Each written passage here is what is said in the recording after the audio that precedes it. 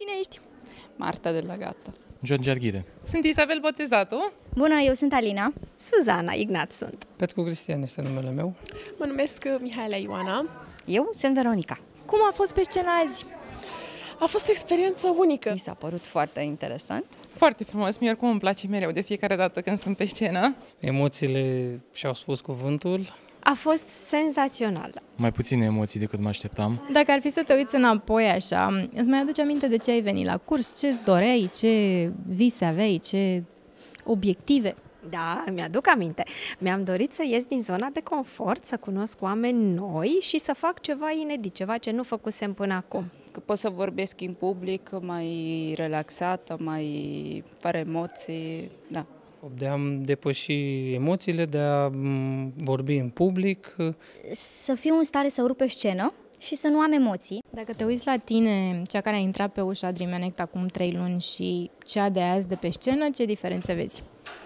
Văd o persoană mult mai fericită și mult mai zâmbitoare. Am ieșit din zona mea de confort, care e foarte confortabilă, acolo stau bine în păturica mea. Și asta chiar m-a pus așa, să fiu strong. Să fiu atentă la mine, să fiu atentă la corpul meu. Am învățat să mă bucur. Am învățat că pot câștiga prieteni tineri și oameni în general și oameni frumoși.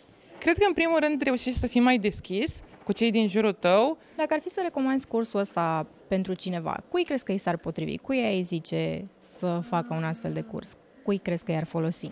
Cred că persoanelor care au trac sau care vor să-și învingă teama de a avea trac sau de a vorbi în public.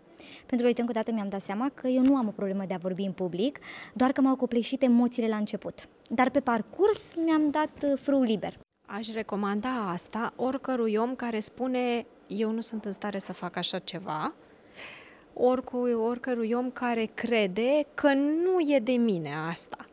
Tocmai din acest motiv aș recomanda acelor persoane care au o voce interioară, care le spune asta, să facă asta. Dacă ar fi să definești toată experiența ta cu Dream Connect în 3 cuvinte, care ar fi cele 3 cuvinte pentru tine? Bucurie, curaj și încredere. Călătorire de autodescoperire. Fantastic, emoționant, best quality. Experiență trăită la maxim. Emoționantă, imprevizibilă, prezentă. Creativitate, bucurie, joacă.